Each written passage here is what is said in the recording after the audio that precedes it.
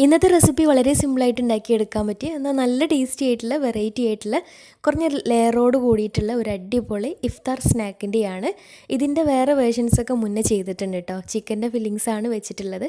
നമുക്ക് ഇഷ്ടമുള്ള ഫില്ലിങ്സ് വെച്ചിട്ട് ഇതേ രീതിയിൽ ഉണ്ടാക്കിയെടുക്കുകയും ചെയ്യാം. അടിപൊളി ടേസ്റ്റാണ്, ഉണ്ടാക്കിയെടുക്കാൻ സിമ്പിളുമാണ്. അപ്പോൾ എങ്ങനെയാണ് തയ്യാറാക്കുന്നത് നോക്കാം. അപ്പോൾ ഈ ഒരു സ്നാക്ക് തയ്യാറാക്കി എടുക്കാൻ വേണ്ടിയിട്ട് ആദ്യം തന്നെ ഇതിലേക്കുള്ള ഫില്ലിങ്സ് ഒന്ന് റെഡിയാക്കി വെക്കാം. അപ്പോൾ അതിന് വേണ്ടിയിട്ട് ഞാനിപ്പോൾ കുറച്ച് വേവിച്ചെടുത്തിട്ടുള്ള ചിക്കനാണ് കേട്ടോ. അപ്പോൾ അതിലേക്ക് കുറച്ചും കൂടെ ഉപ്പും മുളക് പൊടിയും മഞ്ഞൾപ്പൊടിയും ചേർത്തിട്ട് ഒന്ന് മാരിനേറ്റ് ചെയ്തിട്ട് ഒരു പാനിലിട്ടിട്ടൊന്ന് ഫ്രൈ ചെയ്തെടുക്കുന്നുണ്ട്. ഫ്രൈ ചെയ്തിട്ടുള്ള ഫില്ലിങ്സ് ഉണ്ടാക്കിയെടുക്കാമെന്ന് വിചാരിച്ചിട്ടാണ്. അപ്പോൾ ഒരു നോൺ സ്റ്റിക്കിൻ്റെ പാന് സ്റ്റൗവിൽ വെച്ചിട്ട് അതിലേക്ക് ഫ്രൈ ചെയ്യാൻ ആവശ്യമായിട്ടുള്ള ഓയിൽ ഒഴിച്ചു കൊടുക്കാം.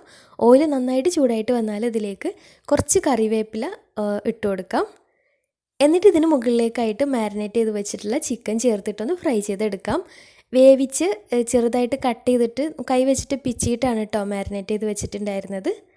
ഇനി ഇത് നന്നായിട്ടൊന്ന് ഫ്രൈ ചെയ്തെടുക്കാം. ഒരുപാട് നല്ല ഫ്രൈ ആയിട്ട് ഭയങ്കര മൊരിഞ്ഞു പോകണമെന്നൊന്നുമില്ല, ഒന്ന് ഫ്രൈ ആയിട്ട് കിട്ടിയാൽ മതിയാവും. അപ്പോൾ ഫ്രൈ ആയി കിട്ടിയാൽ ഇനി വേറൊരു പാത്രത്തിലേക്ക് മാറ്റാം. ഓൾറെഡി വെന്തിട്ടുള്ള ചിക്കൻ ആയത് കാരണം പെട്ടെന്ന് തന്നെ റെഡി ആയിട്ട് കിട്ടുകയും ചെയ്യും. ഇനി ബാക്കിയുള്ള ഈ ഒരു ഓയിലിലേക്ക് കുറച്ചും കൂടെ ഒരു ടേബിൾ സ്പൂണും കൂടെ ഓയിൽ ഒഴിച്ചിട്ട് ഇനി ഇതിലേക്ക് ചെറുതായിട്ട് കട്ട് ചെയ്തെടുത്തിട്ടുള്ള അത്യാവശ്യം നല്ല വലുപ്പത്തിലുള്ള 2 സവാള ചെറുതായിട്ട് കട്ട് ചെയ്തെടുത്തിട്ടുണ്ട്. അപ്പോൾ അത് ചേർത്ത് വഴറ്റിയെടുക്കാം. പിന്നെ ഇതിലേക്ക് കൂടുതൽ ഫില്ലിംഗ് ഉണ്ടായാൽ കൂടുതൽ ടേസ്റ്റാണ് കേട്ടോ. അപ്പോൾ കൂടുതൽ ഫില്ലിങ്സ് ഉണ്ടാക്കണമെങ്കിൽ കൂടുതൽ അളവിൽ ഉണ്ടാക്കിയെടുക്കുകയും ചെയ്യാം. അപ്പോൾ സവാള ചേർത്തതിന് ശേഷം കൂടെ തന്നെ നല്ലൊരു ഫ്ലേവറിന് വേണ്ടിയിട്ട് കുറച്ച് കറിവേപ്പില ചെറുതായിട്ട് കട്ട് ചെയ്തിട്ട് അതും കൂടെ ചേർത്ത് വഴറ്റിയെടുക്കുന്നുണ്ട്. കൂടെ തന്നെ 1 ടീസ്പൂൺ ഇഞ്ചി വെളുത്തുള്ളി പേസ്റ്റ് ഒന്ന് ചതച്ചത് ചേർത്ത് കൊടുക്കാം. ഒരുപാട് അളവിൽ വേണ്ട. പിന്നെ ഇതിലേക്ക് 1/2 ടീസ്പൂൺ പച്ചമുളക് ചതച്ചതും കൂടിയാണ് ചേർത്ത് കൊടുക്കുന്നത്. ഇങ്ങനെ ചെയ്യുന്നതിന് പകരം 2 പച്ചമുളക് ചെറുതായിട്ട് കനം കുറഞ്ഞിട്ട് വട്ടത്തിൽ അരിഞ്ഞിട്ട് ചേർത്ത് കൊടുത്താലും മതിയാവും. അപ്പോൾ ഏകദേശം ആയി വരുന്ന സമയത്ത് ഇതിലേക്ക് പാകത്തിന് ഉപ്പും കൂടെ ചേർത്ത് കൊടുക്കുന്നുണ്ട്. ഇനി നന്നായിട്ട് വഴറ്റിയെടുക്കാം. അപ്പോൾ സവാളൊക്കെ ഏകദേശം ആയി വന്നാൽ ഇനി ഇതിലേക്കുള്ള മസാലകൾ ചേർത്ത് കൊടുക്കാം. ഒരുപാട് മസാല ഒന്നും ചേർത്ത് കൊടുക്കുന്നില്ല. 1/4 ടീസ്പൂൺ മഞ്ഞൾപ്പൊടിയും അതുപോലെ തന്നെ 1 ടീസ്പൂൺ കുരുമുളക് പൊടിയും പിന്നെ 1/2 ടീസ്പൂൺ ഗരം മസാലയും കൂടെയാണ് ചേർത്ത് കൊടുത്തിട്ടുള്ളത്.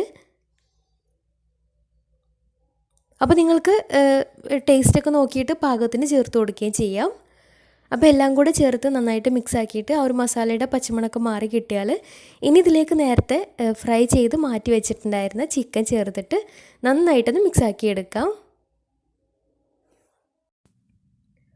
അപ്പോൾ ചിക്കനും കൂടി ചേർത്ത് നന്നായിട്ട് മിക്സ് ആക്കി എടുത്താൽ നമ്മുടെ ഫില്ലിങ്സ് റെഡി ആയിട്ടുണ്ട്. പിന്നെ കയ്യിൽ മല്ലിയില ഉണ്ടെങ്കിൽ കുറച്ച് കൂടുതൽ മല്ലിയില ചെറുതായിട്ട് കട്ട് ചെയ്തെടുത്താൽ നല്ല ടേസ്റ്റാണ്. അപ്പോൾ ഇനി ഇതൊരു ഭാഗത്തേക്ക് മാറ്റി വെച്ചതിന് ശേഷം ഇനി ഒരു ബാറ്റർ റെഡിയാക്കി എടുക്കുന്നുണ്ട്. അപ്പോൾ അതിന് വേണ്ടിയിട്ട് ഒരു മിക്സിയുടെ ജാറിലേക്ക് 2 കോഴിമുട്ട പൊട്ടിച്ചൊഴിക്കാം. ഒരു മുട്ട വെച്ചിട്ടും ഇതേ രീതിയിൽ ഉണ്ടാക്കിയെടുക്കാം. ഇനി ഇതിലേക്ക് ചേർത്ത് കൊടുക്കുന്നത് പാലാണ്. ഞാനിപ്പോൾ 1 കപ്പ് പാലും കൂടെ ചേർത്ത് കൊടുക്കുന്നുണ്ട്. ഫുള്ളായിട്ട് വെള്ളം ചേർത്തിട്ടും ചെയ്തെടുക്കാം. പാലാവുമ്പോൾ ഒന്നും കൂടി നല്ലൊരു ടേസ്റ്റും ഫ്ലേവറുമാണ്.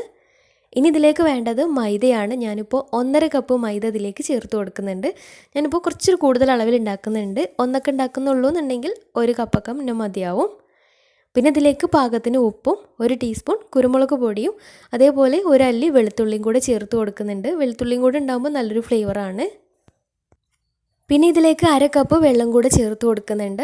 നിങ്ങൾക്ക് വേണമെങ്കിൽ ഫുള്ളായിട്ട് വെള്ളം ചേർത്തിട്ടും ഉണ്ടാക്കിയെടുക്കാം, ഫുള്ളായിട്ട് പാൽ വെച്ചിട്ടും ഉണ്ടാക്കിയെടുക്കാം, അല്ലെങ്കിൽ പകുതിയായിട്ടും ഉണ്ടാക്കിയെടുക്കാം കേട്ടോ. പിന്നെ ഇതിലേക്ക് ഒരു 2 ടേബിൾ സ്പൂൺ സൺഫ്ലവർ ഓയിലും കൂടെ ചേർത്ത് നന്നായിട്ടൊന്ന് അടിച്ചെടുക്കാം. മിക്സിയിലിട്ടിട്ട് നന്നായിട്ട് അടിച്ചെടുക്കാം. അപ്പോൾ ഈ ഒരു ലൂസിലാണ് കേട്ടോ ബാറ്റർ വേണ്ടത്. ഇനി ഇതൊരു ബൗളിലേക്ക് മാറ്റിയെടുത്തിട്ടുണ്ട്. ഇനി നമുക്ക് നമ്മുടെ സ്നാക്ക് ഉണ്ടാക്കി തുടങ്ങാം. അപ്പോൾ അതിന് വേണ്ടിയിട്ട് ഒരു നോൺ സ്റ്റിക്കിൻ്റെ പാന് സ്റ്റൗവിൽ വെച്ചിട്ടുണ്ട്. നന്നായിട്ട് ചൂടായിട്ട് വരുമ്പോൾ അതിലേക്ക് കുറച്ചൊന്ന് നെയ്യ് ബ്രഷ് ചെയ്തെടുക്കാം. ഒരുപാട് നെയ്യ് ആക്കണമെന്നില്ല, ഒന്ന് ബ്രഷ് ചെയ്ത് കൊടുത്താൽ മതിയാവും. എന്നിട്ട് ഇതിലേക്ക് നമ്മൾ 2 തവി മാവ് ഒഴിച്ചിട്ട് ഇതുപോലെ ദോശയാക്കിയിട്ടൊന്ന് ചുറ്റിച്ചെടുക്കാം. ചെറിയൊരു കട്ടിക്കാണ് കേട്ടോ ചെയ്തെടുക്കുന്നത്, ഒരുപാട് തിന്നായിട്ട് പോവരുത്. എന്നിട്ട് ഇതിൻ്റെ സെൻറ്ററിലേക്കായിട്ട് ഇതുപോലെ പകുതി ഭാഗത്തേക്ക് ഇതുപോലെ ഫില്ലിങ്സ് ഒന്ന് വെച്ച് കൊടുക്കുന്നുണ്ട്. അപ്പോൾ ദോശ ഏകദേശം ഒന്ന് ആയി വന്നാൽ ഇനി ഇതുപോലെ പകുതിയായിട്ട് മറിച്ചിട്ടിട്ട് സൈഡൊക്കെ ഇതുപോലെ ഒന്ന് ഒട്ടിച്ചു കൊടുക്കാം.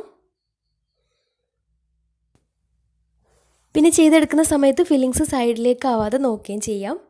ഇനി ബാക്കിയുള്ള ആ ഒരു പകുതി ഭാഗത്ത് നെയ്യൊന്ന് ബ്രഷ് ചെയ്തിട്ട് ഇതിലേക്ക് ഇതുപോലെ മാവ് ഒഴിച്ചു കൊടുക്കുക. മാവ് ഒഴിച്ചു കൊടുക്കുന്ന സമയത്ത് ആ ഒരു മടക്കിയിട്ടുള്ള ഭാഗത്ത് ഒന്നും കൂടെ കുറച്ച് അത്യാവശ്യം നന്നായിട്ട് തന്നെ ഒഴിച്ചിട്ട് വേണം ചെയ്തെടുക്കാൻ വേണ്ടിയിട്ട്. അപ്പോൾ അവിടെ ഇങ്ങനെ ഒട്ടി കിട്ടണം കേട്ടോ. എന്നിട്ട് ഈ ഒരു പകുതി ഭാഗത്തും ഇതുപോലെ നേരത്തെ ചെയ്ത പോലെ ഫില്ലിങ്സ് വെച്ച് കൊടുക്കാം. 2 സൈഡ് ഭാഗത്തും ആവാതെ ശ്രദ്ധിക്കണം, എന്നാലേ കറക്റ്റായിട്ട് മടക്കിയെടുക്കാൻ പറ്റുള്ളൂ. ഇനി ഈ ഒരു ഭാഗത്തെ മാവും റെഡി ആയിട്ട് കിട്ടിയാൽ ഇനി ഇത് നേരത്തെ ചെയ്ത ഭാഗത്തു നിന്ന് മറിച്ചിട്ട് കൊടുക്കുന്നുണ്ട്. പെട്ടെന്ന് റെഡി ആയിട്ട് കിട്ടാൻ വേണ്ടിയിട്ട് ഇതുപോലെ അടച്ച് വെച്ചിട്ട് വേവിച്ചെടുക്കാം കേട്ടോ. വേണമെങ്കിൽ 1-2 മിനിറ്റ് അടച്ച് വെച്ച് വേവിക്കുകയും ചെയ്യാം. ഇനി ഇതുപോലെ പകുതിയായിട്ട് ഒന്നും കൂടെ മടക്കി എടുക്കാം. നമുക്ക് ഇഷ്ടമുള്ളത്ര ലെയറായിട്ട് ചെയ്തെടുക്കാം കേട്ടോ. പിന്നെ കുറച്ചൊരു സോഫ്റ്റ് ആയിട്ടുള്ള ദോശയായത് കാരണം ഒരുപാട് ലെയർ ആക്കി എടുക്കാൻ കുറച്ചൊരു ബുദ്ധിമുട്ടായിരിക്കും. ഞാനിപ്പോൾ ഒരു ലെയറും കൂടെ സെറ്റ് ചെയ്തെടുക്കുന്നുണ്ട്. അപ്പം നേരത്തെ ചെയ്ത പോലെ തന്നെ ഇതുപോലെ സൈഡിലൂടെ ആയിട്ട് മാവ് ഒഴിച്ചിട്ട് ഇതുപോലെ ഒന്ന് ചെയ്തെടുക്കാം. ഇനി ഈ ഭാഗത്തേക്കും കുറച്ച് ഫില്ലിങ്സ് വെച്ചിട്ട് ഒന്ന് റെഡി ആയിട്ട് വന്നതിന് ശേഷം ഒന്നും കൂടെ മറിച്ചിട്ട് കൊടുക്കാം. പിന്നെ ഇതുപോലെ മടക്കിയെടുക്കുമ്പോൾ ശ്രദ്ധിച്ചിട്ട് വേണം കേട്ടോ ചെയ്തെടുക്കാൻ വേണ്ടിയിട്ട്, പൊട്ടിപ്പോവാതെ നോക്കണം. കാരണം കുറച്ചൊരു സോഫ്റ്റ് ആയിട്ടുള്ള ദോശയാണല്ലോ. അപ്പോൾ ശ്രദ്ധിച്ചിട്ട് മടക്കിയെടുക്കുകയും ചെയ്യാം. പിന്നെ ഓരോ മടക്കിയെടുക്കുന്ന സമയത്തും ഇതുപോലെ സൈഡ് ഭാഗത്തേക്ക് നന്നായിട്ടൊന്ന് പ്രസ് ചെയ്ത് കൊടുക്കണം കേട്ടോ. ഒട്ടി കിട്ടാൻ വേണ്ടിയിട്ട് നന്നായിട്ടൊന്ന് പ്രസ് ചെയ്തെടുക്കാം.